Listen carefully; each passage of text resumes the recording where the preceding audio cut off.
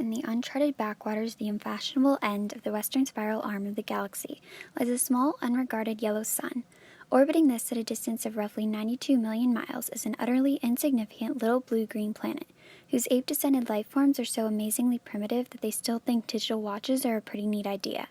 These first few sentences captivated millions of readers instantly. This new blatantly satirical view on the existence of mankind brought a new genre to the popular literature world in which the genres of science fiction and humor were combined, influencing society greatly. But back to the beginning.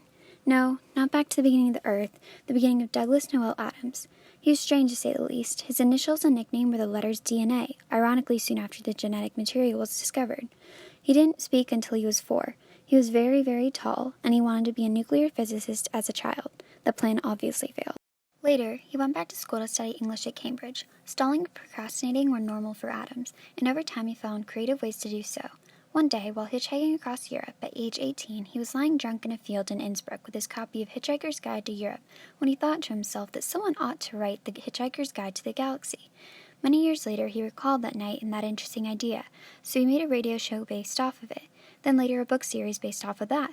He makes a point to mention that the book series and the radio series don't correlate perfectly at all fact-wise and time-wise.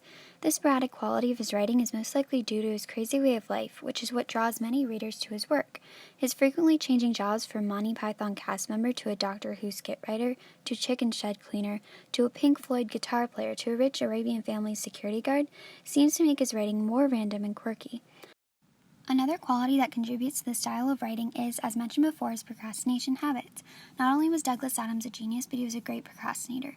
He would hitchhike across Europe or find a new odd job or travel to Australia to test a new underwater vehicle, or even climb Mount Kilimanjaro while wearing a rhino suit to support the protection of the endangered species.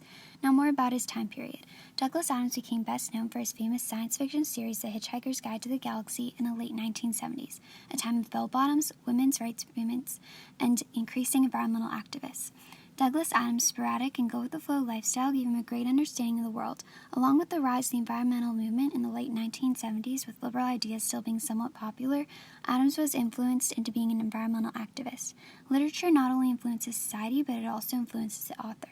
After writing about the extinction of the human race, Adams was moved to research the currently endangered species. While he often said he wasn't a zoologist, he brought light to the endangered species in his own way. He used his comedy to his advantage. At a TED Talk at the University of California, he made some truly inspiring comments about his experiences with the world today and how we humans are treating it. One of the most memorable things he said was, "So, there's a kind of terrible irony that at the point we are best able to understand and appreciate and value the richness of life around us, we are destroying it at a higher rate than it has ever been destroyed before. And we are losing species after species after species day after day just because we're burning the stuff down for firewood. And this is a kind of terrible indictment of our understanding. But you see, we make another mistake because we think somehow that this is all right in some fundamental kind of way because we think this is all sort of meant to happen." In other words, Adams is shedding a light on the fact that even though we are amazing creatures and have developed incredible technology, we seem to be putting aside the well-being of our planet because we think we can improve ourselves through improving the technology. However, we depend on the rest of the planet, not on technology. Well, most of us don't depend on technology. At this point, it sounds mad not to use the amount of power and intelligence we have to help benefit the creatures that we've been depending on to survive for centuries.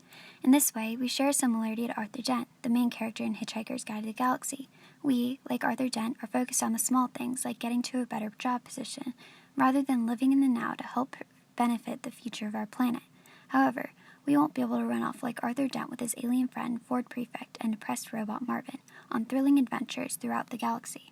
Instead, we can use the knowledge Douglas Adams left us to create a better, healthier world focused more on working together. So as the clearly superior and far more intelligent species, the dolphins would say, "So long, and thanks for all the fish."